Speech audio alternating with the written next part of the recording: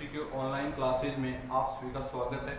पिछले वीडियो में हमने पढ़ा था general introduction of heterocyclic compounds और उसमें हम पढ़ रहे थे इलेक्ट्रोफिलिक सब्स्टिट्यूशन रिएक्शन। आज हम इलेक्ट्रोफिलिक सब्स्टिट्यूशन रिएक्शन को आगे पढ़ रहे हैं। देखें students, electrophilic substitution suppose that ये कोई कंपाउंड है हेट्रोसाइक्लिक और यहाँ लिख दिया मैंने Z, क्या लिख दिया Z, और यहाँ लिख दिया इलेक्ट्रोफाइल। अब इलेक्ट्रोफाइल का अटैक देखो कैसे होगा, देखना भी इस बॉन्ड को इधर शिफ्ट कर देता हूँ मैं, तो ये बॉन्ड इधर शिफ्ट होगा कि नहीं होगा, और ये बॉन्ड इधर शिफ्ट होगा तो इसका मीनिंग इलेक्ट्रोफाइल इस पे जुड़ेगा। तो आप लोग क्या लिख सकते हैं, यहाँ Z positive double bond H E और यहाँ समझ गए। आगे देखें इसकी रिजोनेटिंग स्ट्रक्चर कैसे बनेगी। सपोज दैट ये बॉन्ड इधर आ जाए तो ये बॉन्ड इधर आएगा कि नहीं आएगा।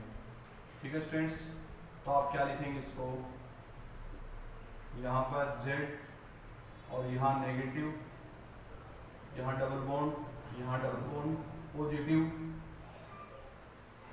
और इसके साथ, ठीक है भाई। अब आगे देखें क्या होगा, इस बॉन्ड का इधर शिफ्टिंग कर दें तो ये इस बॉन्ड इधर शिफ्ट होगा कि नहीं होगा।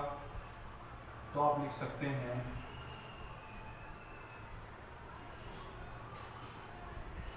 Z यहाँ पॉजिटिव, ये बॉन्ड और यहाँ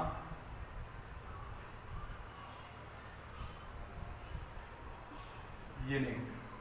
ठीक है स्टूडेंट्स, आगे देखें ये इधर चला जाएगा, आगे शिफ्टिंग होकर यहाँ E है, ये बॉन्ड इधर आ जाएगा तो ये बॉन्ड इधर आएगा नहीं आएगा।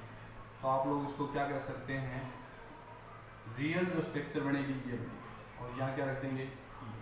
अब इलेक्ट्रोफाइल कितने नंबर पे जुड़ रहा है, इलेक्ट्रोफाइल आपके 3 नंबर पोजीशन पे जुड़ रहा है, 1 2 3 पे जुड़ रहा है।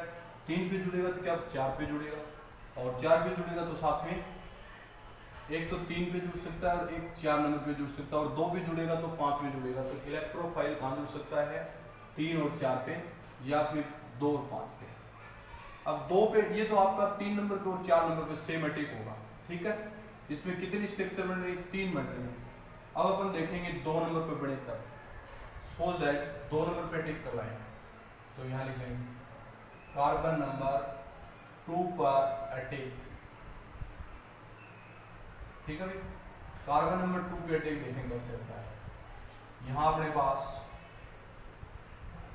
हेट्रोसाइक्लिक कंपाउंड, ठीक है, इसके साथ इलेक्ट्रोफाइल।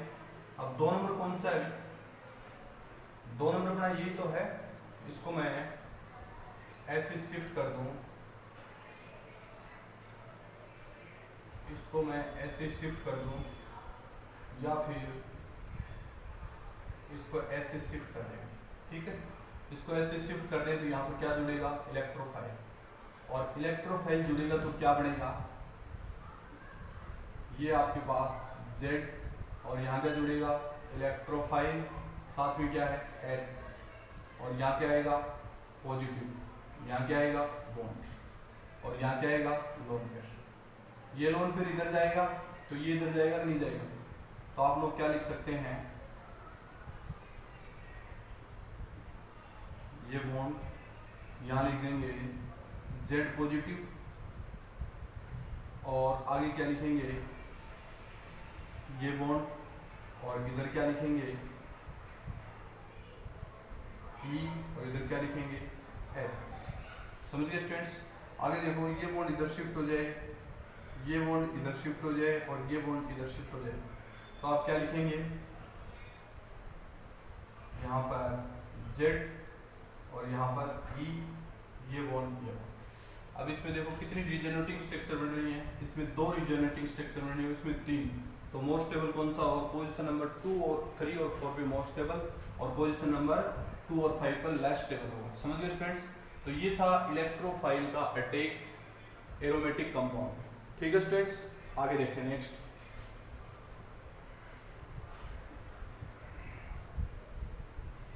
आप लोग इसमें देखें कि ये जो कंपाउंड होते हैं नॉर्मली इनका सिंथेसिस कैसे किया जाता है।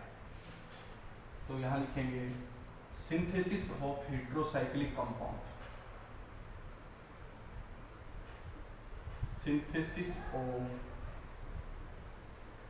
Heterocyclic compounds, synthesis of heterocyclic compounds. देखेंगे 1,4-बीटा डाइकेटोन, अपने पास कोई कंपाउंड है 1,4-बीटा डाइकेटोन। सपोज दैट ये कोई कंपाउंड है, आप लोग इसको ऐसे लिख सकते हैं, ऐसे लिख सकते हैं। और आगे क्या लिखेंगे R, और यहाँ क्या लिखेंगे R, और इधर क्या लिखेंगे H, इधर भी क्या लिखेंगे H, इधर H, इधर H। 1 2 3 4, इसका नाम क्या है 1,4 डाई कीटोन।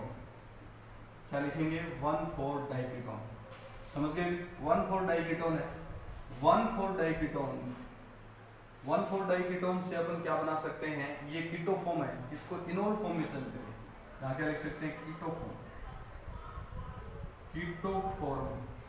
और कीटोफॉर्म को किस में चेंज करेंगे, इनोल फॉर्म में। देखना ये इनोल फॉर्म, तो इनोल फॉर्म आप ऐसे लिख सकते हैं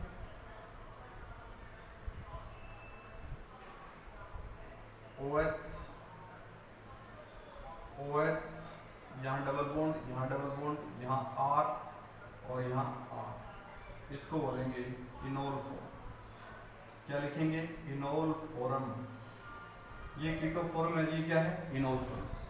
कीटोफॉर्म में इनोल फॉर्म बन गए अपने पास। अब इनोल फॉर्म से रिएक्शन होगी, तो इनोल फॉर्म से देखो, यहाँ मैं इनोल फॉर्म यहाँ लिखाऊंगा, ये आपके पास इनोल फॉर्म है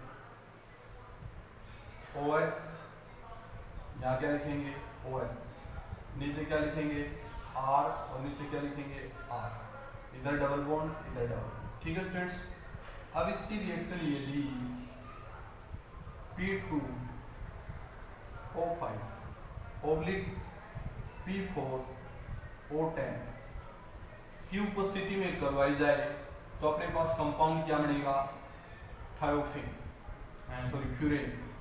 क्या बनेगा फ्यूरेन, ये फ्यूरेन बन जाएगा। साथ में क्या बचेगा R, इधर भी क्या बचेगा R। यदि इसकी रिएक्शन आप किससे करवाएं P2O5 या P4O10 से करवाएं तो अपने पास क्या बनेगा फ्यूरेन, फ्यूरेन बनेगा, कोई दिक्कत। बट इसकी रिएक्शन यदि यहां पर देखें भाई, बट इसकी रिएक्शन यदि P4S7 की प्रेजेंस में करवाएं तो थायोफिन बनता है। क्या बनता है थायोफिन, सल्फर, यहाँ लिखेंगे R, यहाँ भी लिखेंगे R, यहाँ डबल बॉन्ड। समझ गए, इसको क्या बोलेंगे थायोफिन, थायोफिन, थायोफिन। समझ गए। बट मान लीजिए रिएक्शन यदि अमोनियम कार्बोनेट NH4 की whole twice CO3 ammonium carbonate की उपस्थिति में करवाएं तो अपने पास प्रोडक्ट क्या बनता है पिरोल बनता है। क्या बनता है पिरोल। यहाँ पर लिखेंगे R, यहाँ पर लिखेंगे R। तो तीनों कंपाउंड का सिंथेसिस हो गया। पहले तो अपन 1,4 डाइकीटोन लेंगे, उसका इनोल फॉर्म बनाएंगे। इनोल फॉर्म की रिएक्शन यदि P4O10 से करवाएं तो क्या बनेगा फ्यूरेन, और P4S7 से करवाएं तो क्या बनेगा थायोफिन, और अमोनियम कार्बोनेट से करवाएं तो क्या बनेगा पिरोल। समझ गए स्टूडेंट्स। अब देखो general properties of A heterocyclic compounds, इसकी जनरल प्रॉपर्टी अपन पढ़ने जा रहे हैं। तो देखो नॉर्मली जो ये कंपाउंड होते हैं 5 सदस्य कंपाउंड, ये रंगहीन होते हैं। रंगहीन, जल में विलेय होते हैं, कुछ कंपाउंड विलेय होते हैं, कुछ नहीं होते हैं। और यदि इनकी क्वथनांक के मान देखे जाए तो क्वथनांक में सर्वाधिक जो मान होते हैं वो पिरोल के होते हैं। किसके होते हैं? पिरोल के होते हैं। और पिरोल के सर्वाधिक क्वथनांक 131 डिग्री होते हैं।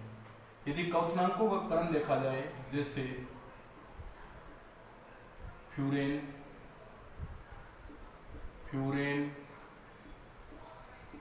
थायोफिन और पिरोल।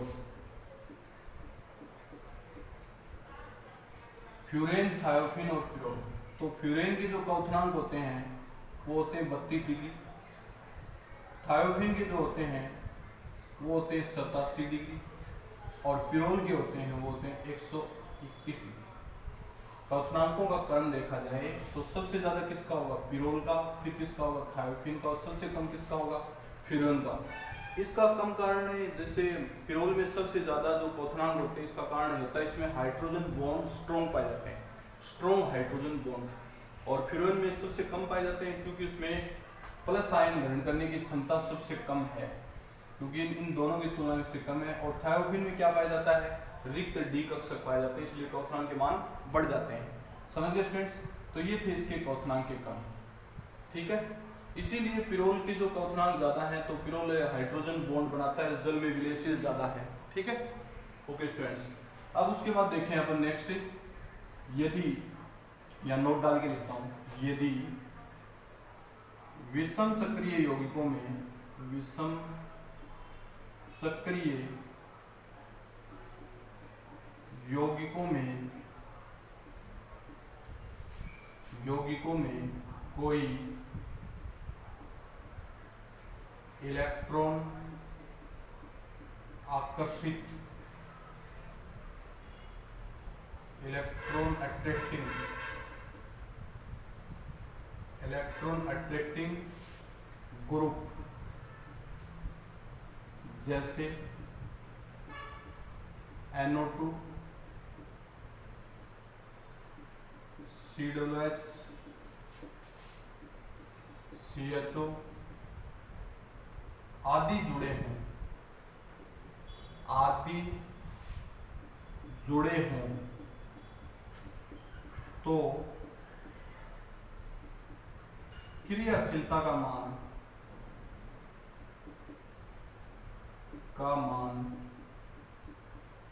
कम हो जाता है। क्रियाशीलता का मान क्या हो जाता है? कम हो जाता है। देखो इसमें पोजीशन नंबर 2 और 5 और 3 और 4 ऐसे ग्रुप जुड़े हैं तो इसकी क्रियाशीलता का मान क्या हो जाता है?